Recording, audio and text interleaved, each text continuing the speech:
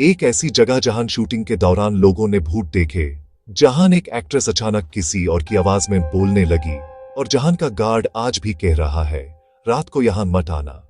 ये कहानी है मुंबई के बीचों बीच मुकेश मिल्स की, जहां सिर्फ फिल्में नहीं रियल हॉरर शूट होता है। Based on true events, viewer description advised.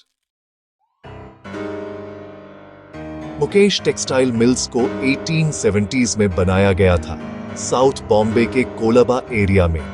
यह मिल काफी समय तक चली, लेकिन 1982 में एक भयानक आग लगी। पूरा कॉम्प्लेक्स जलकर राख हो गया, कई लोगों की जान भी चली गई। तब से ये जगह बैंड है और लोगों के कहने के मुताबिक इनह्यूमन चीजें यहां शुरू हो गई थी। कई लोगों ने कहा उन्होंने रात के टाइम आधी जाली हुई औरत देखी जो बिना पैर जमीन पर घूमती है। सिक्योरिटी गार्ड्स ने बताया कि उनकी टॉर्च खुद से बंद हो जाती है, आवाजें आती हैं बिना किसी के होने के। एक स्पॉट बॉय ने कहा किसी ने मुझे धक्का दिया, लेकिन पीछे कोई था ही नहीं। लेकिन सबसे ज्यादा डरावनी बात थी शूटिंग के दौरान हुआ पोजेशन। एक वेल नोन एक्ट्रेस वहां एक हॉरर सीन शूट कर रही थी। अचानक उसने सीन के बीच किसी और की आवाज में चिल्लाना शुरू किया। क्रू समझ गया कि कुछ गड़बड़ है।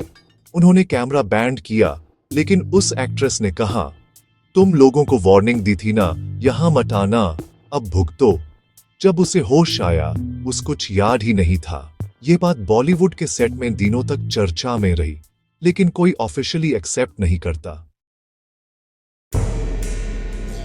कई सेलिब्रिटीज ने ओपनली एडमिट किया है वो वहां दोबारा नहीं शूट करना चाहते।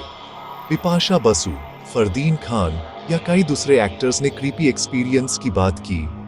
लाइट्स ब्लिंक होना, सडन ब्लैकआउट, लोगों के छोटी मोटी चोटों का एक्सीडेंट होना कॉमन था। एक एक्टर तो के कर गया।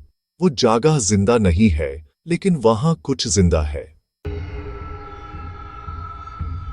आज भी कई गोस्ट हंटर्स मुकेश मिल्स गए हैं, लेकिन कई लोग बीच में भाग आए। कहा जाता है जो आत्माएं वहां मरी थी उन्हें मुक्ति नहीं मिली, वो अब हर नए मेहमान से बदला लेती हैं।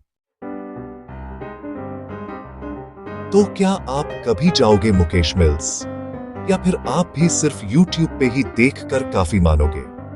Let us know in the comments. And remember, कुछ जगह सिर्फ देखने के लिए होती हैं, रहने के लिए नहीं।